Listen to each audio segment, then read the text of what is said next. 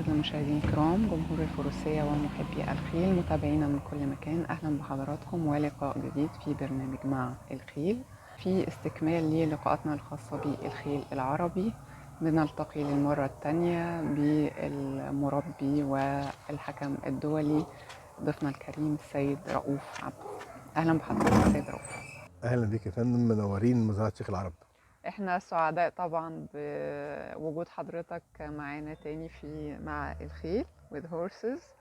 اللقاء اللي فات كان الحقيقة استمتعنا بالكلام مع حضرتك عن عموما دخولك مجال الخيل ازاي، واتكلمنا عن لو اي مربي عايز يبدأ مزرعة صغيرة او اسطبل صغير او بيحب الخيل وعايز يبدأ يدخل في الموضوع ده. برضو استعرضنا اللقاء اللي فات ازاي ده ممكن يعمله بأقل التكاليف أو بأنسب شكل، يعني يسهل عليه دخوله في المجال ده. المرة دي عايزين نستعرض بقى مع حضرتك، ما كانش فيه فرصة المرة اللي فاتت ان احنا نشوف اللاينز اللي طالعة من حضرتك كخيل من مزرعة شيخ العرب او اسطبل شيخ العرب، ونقاط القوة عندك في خيلك وجمالها والحاجات اللي هي يبقى مهتم بيها مربيين الخيل العربي أو عموما جمهور الخيل العربي. طبعا مشرفين ومنورين، وبيسعد دايما نلتقي معاكم مع حضرتك. شكرا. لما نيجي نتكلم عن خيلي بالتحديد، هنا لازم اقول ان كل مربي يبقى عنده فيجن او عنده وجهة نظر في تربية الخيل بالشكل اللي بيحبه، او طبقا للوظيفة اللي هيستخدم فيها الخيل. انا لان انا بدايتي اصلا كانت ركوب، فانا بحب الخيل الصالحة للركوب. يعني مش شرط الخيل تبقى ناعمة قوي، لكن لازم تبقى خيل قوية، متناسقة، أعضائها سليمة، ورجليها بالذات سليمة، قابلة إنها تتركب، يعني حتى أخلاقها وطريقة تربيتها إن الحصان بيتقبل التعامل بشكل جيد مع البشر، وبيتقبل إن الحد يركبه، ويتقبل التدريب بشكل جيد، بحيث إن في الآخر لما أنا أو حد تاني بيركب الحصان ده نبقى إحنا الاتنين مبسوطين. أقصد أنا والحصان، أيوه. يبقى هو كمان مستمتع بالاكتيفيتي اللي بنعملها مع بعض. هي بالنسبه له بتبقى، يعني لو تعاملنا مع الحصان بشكل جيد والحصان نفسه اتربى بشكل جيد، بيبقى الخروجه اللي بنخرجها مع بعض دي بالنسبه له زي الفسحه. هو تمام. هيبقى طالع يتمشى ويتفسح. انما بقى اللاين، يعني في ناس بتربي عشان بتحب بيديجريهات معينه او لاينز معينه من انساب الخيول. في ناس بتربي علشان شكل معين. انا في كل طبعا بتختلف. يعني في حاجه ما ينفعش نختلف عليها خالص، وهي معايير السلامه. الحاجه اللي ممكن وجهه نظر كل واحد فينا تختلف عن التاني، اللي هي انا ايه النقط، الحاجات بحبها، والنقط تاني حد تاني غيري بيحبها. انا بحب قوي الحصان اللي حجمه مش صغير. مهم. الحصان العربي عموما حجمه مش كبير، أيوه. لكن انا بحب البيج سايز من الحصان العربي. أيوه. يعني وذن الاطار بتاع شكل الحصان العربي المظبوط. بحب عين كبيره، بحب حصان بيتحرك كويس قوي، بحب رقبه طويله، بحب شكل جمالي في يعني بنوع من المبالغه في الجمال، او بشكل شويه يكون اكزوتيك في طريقه الحركه، او في حجم العين، في شكل الراس. دي وجهه نظر. وبالتالي لما اجي اطبق ده على الانساب او على الاكتيفيتيز بيستخدم فيها الحصان، فخيلي معظمها بتصلح لمسابقات الجمال. إن مسابقات الجمال مطلوب ان حصان جماله زياده شويه، سواء في شكل راسه، في حجم عينه، في طول رقبته، في تناسق اعضاء جسمه، في طريقه الحركه المبالغ فيها. وانا يعني بربي خيلي بهذه الطريقه، او بختار خيولي بهذه الطريقه. لما بعمل بيها بريدنج او بعمل منها انتاج، بحاول ان الانتاج اللي احتفظ بيه او اكمل بيه يكون في نفس المواصفه، علشان تبقى شكلهم يقترب قوي من المواصفه القياسيه لحصان الجمال مع احتفاظه بقوته. لما نرجع بقى نطبق الكلام ده على الانساب، الانساب الارسان الخيل منها الرسن الاساسي بتاعها وهو رسن الكحيلان.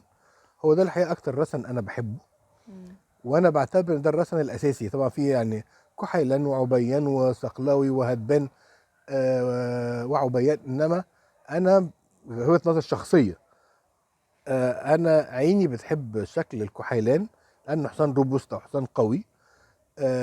وفي بعض المقولات انا مش متاكد من صحتها لكني اميل لتصديقها، ان باقي الارسان هي ارسان مستنبطه او ارسان فرعيه من رسن الكحيلان. يعني الرسن الاصلي الخيل تمام. هو الكحيله او الكحيلان. وقبل ما افهم عنهم حاجه كنت بنقي خيلي بالشكل وانا بشتري في الاول، يعني فطلع بالشكل بالصدفة. طلعوا بالصدفه طلع كلهم من رسن الكحيلان. كمان الكحيلان تاريخيا معروف عنه هو خيل شويه ضخمه او غليظه، مش شرط مواصفه الجمال المبالغ فيها تكون أساسية فيه. متحققه فيها، مم. لكن بحاول اوصل لما اسميه المودرن لوك اوف كحيلان، اه. او الشكل الجديد او الشكل المودرن بتاع الخيل الكحيله. واعتقد اني قدرت اوصل له بنسبه مش بطاله في الخيل الموجوده عندي دلوقتي. هي خيل اجسامها قويه، احجامها مش صغيره، وبتتحرك كويس، عيونها كبيره، رقبها طويله. أه حاجه يعني قبلت او يعني قبلت التيست بتاعي وقبلت ذوقي في اختيار الخيل. تمام. هي موضوع شويه بيرسونال، لكن اللي ما ينفعش يبقى بيرسونال خالص، وده اللي دايما بكرر وبشدد عليه، سلامة حصان الخيل. سليم. تمام. ايه الفرق بين المودرن لوك والكلاسيك؟ زي الفرق بين الانسان الطبيعي او الشكل العادي للبني ادم وشكل البادي بيلدر او شكل الباليرينا. اللي مثلا الاكزوتيك لوكا ولا ايه، العين الكبيره قوي مبالغ فيها دي، مش دي العين بتاعت الحصان الكلاسيكي. تمام. عين الحصان العربي معروف انها عين كبيره تمام. وسوداء وبارزه، مهم. لكن بقت مبالغ فيها بزياده شويه. الكحيلان عموما او معظم جزء كبير من الخيل العربي عنده مثلا تقعر في وشه بيسميه الدش. ده مش موجود في كل ارسان الخيول، موجود في بعض العائلات وبالذات اللي كانت جايه من المصادر الجنوبيه للخيل، سواء كانت مصر او شبه الجزيره العربيه. آه، ده ما كانش مثلا موجود بكثره في رسن الكحيلان. الرقبه الطويله قوي، الكحيلان اصلا حصان زي ما كنا بنقول في الاول، حصان مدملك في بعضه كده وعظمه شويه غليظ. مع المودرنايزيشن بتاع اللوك العظم خف شويه، لكن فضل قوي. الرقبه طولت. هي خيل عموما خيل ركوب قوي، فالحصان حصان ركوب مش يعني مش مستحب بشكل كبير الطول مبالغ فيه في الرقبه، لكن في خيل الجمال هو مطلوب وملمح من ملامح الجمال. فده نوع من المودرنايزيشن اللي دخل على شكل الخيول اللي انا بحبها. تمام. تمام. كان في من فترة كده، يعني مش عايزة أقول، يعني خلينا نقول جدل على أصول الخيول العربية، وكان بعض الجهات عايزة تسميها الخيول الجزائرية. فاكر مش بقى؟ الجزائريه، الجزيريه. أو الجزيرية، أيا كان، هو يعني جدل، سمعت عنه. سمعت طبعا. هو جدل تمت اثارته مؤخرا من بعض محبي الحصان اللي بيحاولوا يعني يأصلوا خيولنا العربية المصرية على ان هي خيول جزيرية. انا ما اقدرش انه كلام غلط، وكمان ما اقدرش اقول انه كلام صح. وفي حاجة اسمها حصان جزيري، حصان عربي جزيري موجود، وفي حصان عربي بحريني موجود، سواء في المملكة العربية السعودية او في البحرين او في مناطق كثيرة من شبه جزيرة العرب موجود خيول جزيرية. ده صحيح، بس احنا لكن عندنا برضو معروف انه straight موج... Egyptian، ما ثانية فيش واحدة ما انا جاي جدل لحضرتك في خلاص. الكلام. تمام. لكن كمان زي ما في خيول جزيرية من آلاف السنين في خيول مصرية. غير ال straight Egyptian ما انا ولا جاي هو انا جاي لحضرتك في الكلام. اتفضل. الكلام ده موثق على جدران المعابد منذ آلاف السنين. عندك احلى مثال لهم معبد مدينه هابو في غرب الاقصر. رمسيس الثالث على العجله الحربيه بيجرها خيول آم، مصريه، هياها بالظبط بكل تفاصيلها الدقيقه الحصان العربي المصري الحالي، تمام. بكل تفاصيلها. الدماغ الصغيرة، العين الكبيرة، الأذن المدببة، الراس الرقبة السوان ناك أو الرقبة اللي عاملة زي رقبة الوزة، الجسم السلندر الملفوف بشكل جميل، الديل المشول، العظم الدقيق، هو الشكل الحالي للحصان العربي المصري. فهنا مفيش اتنين يقدروا يختلفوا على ان هذا الحصان بهذا الشكل موجود في مصر منذ آلاف السنين، وموجود نظائر له في شبه الجزيرة العربية وفي سوريا وفي العراق وفي فلسطين، في كل البلاد العربية موجود. كويس. طيب لما بدأ يبقى في توثيق، أقدم توثيق للخيل العربية التوثيق المصري. وده ثابت تاريخيا برضه، أنا مش بألف.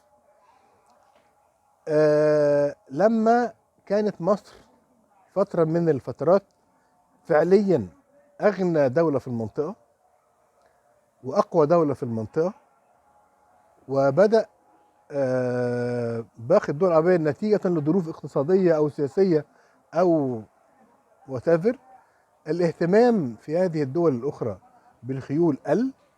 حكام مصر استجلبوا إلى مصر أعرق وأجمل أنواع الخيول العربية في الدنيا ده وجابوها على بالإضافة مصر للي موجود. إضافة للموجود. صحيح. يعني محدش هنا يقدر يقول إن مصر ما كانش فيها خيل.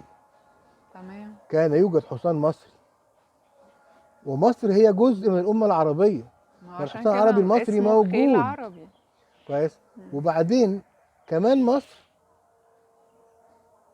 وده فضل من ربنا على الخيل، ليس فضل لمصر أو لغيرها، هو فضل من ربنا عشان يفضل محافظ على هذه السلالة النادرة من الخيول. كويس. خلى حكام مصر في هذه الفترة مهتمين جدا بهذا الحصان. كويس. واستجلبوه من باقي الدول المهتمة بتربيته، سواء من شبه الجزيرة أو من الشام أو من العراق، واختلطت هذه السلالات مع الخيول المصرية الموجودة أساسا في البلد، وبالتالي نتج عن ده ما يسمى بالحصان العربي المصري، زي ما حصل في بلاد أخرى نتيجة بقى لحاجة التجارة والغزوات والهجرات أصبح هناك حاجة اسمها إيه؟ الحصان العربي الروسي، وأصبح هناك حاجة اسمها الحصان العربي البولندي، والحصان العربي الأسباني. كويس. هو حصان عربي لكنه توالد أو تم المحافظة عليه في هذه البلد، فبالتالي أصبح هنقول إيه فرع من هذه الخيول في هذا المكان. صحيح. كويس. مصر لمت من كل البلاد اللي كان فيها خيول عربية أصيلة وجيدة وفلتروها جدا. تم توثيق الأول، تم تنقيتها قبل ما تيجي. أي حصان كان بيشك في أمره، في أمر أصالته من منبعه، كان بيستبعد. وبعدين بعد ما جم تاني تم استجلاب خبراء في الخيول من مصر ومن خارج مصر. كويس. عشان ينتقوا هذه الخيول تاني بالصكوك اللي كانت موجوده بشهاده شيوخ القبائل والناس اللي كانت مهتمه بالخيول.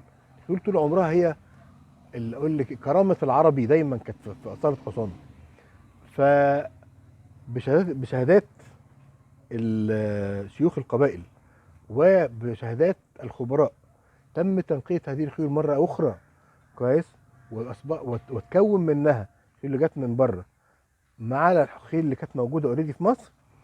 أما اتلخبطوا على بعض أصبح هناك ما يسمى بالحصان العربي المصري. والحصان العربي المصري لا ينفصل عن باقي الأعراب في الدنيا، هو ابن عم الحصان العربي السعودي، في هو أي ابن حتة أو بقى. الجزيري، هو ابن عم الحصان البولندي. العربي البولندي، هو ابن عم الحصان العربي العراقي. خلاص احنا بنتكلم على أصول مش فروع. كويس. صحيح. بالظبط كده. هو فرع من اصل كويس، لكن اصل الاصل او جزء من الاصل جاي من هنا. صحيح. احنا ما استوردناش خيل وما كانش يعني مش احنا استوردنا خيل من بره وما كانش عندنا حاجه كويس. ما كن... لو هذا الفضل كان موجود ما كنا نستطيع انكاره ابدا. صحيح. كويس، لكن وستيل ما زال الفضل من ربنا سبحانه وتعالى على الخيول، ان لما فقد الاهتمام بيها في اماكن اخرى من العالم كويس، مصر استجلبتهم وحافظت عليهم وقام بتحسينهم وقام بتسجيلهم، وبالتالي اصبح هناك الحصان العربي المصري النقي، وهو بحمد الله فعلا من افضل انواع او من افضل سلالات الخيول العربيه الموجوده في الدنيا كلها. ندخل في تفاصيل اللاينز اللي عند حضرتك كمزرعة شيخ العرب أو استاد شيخ العرب. أسمائهم إيه بقى الحلوين دول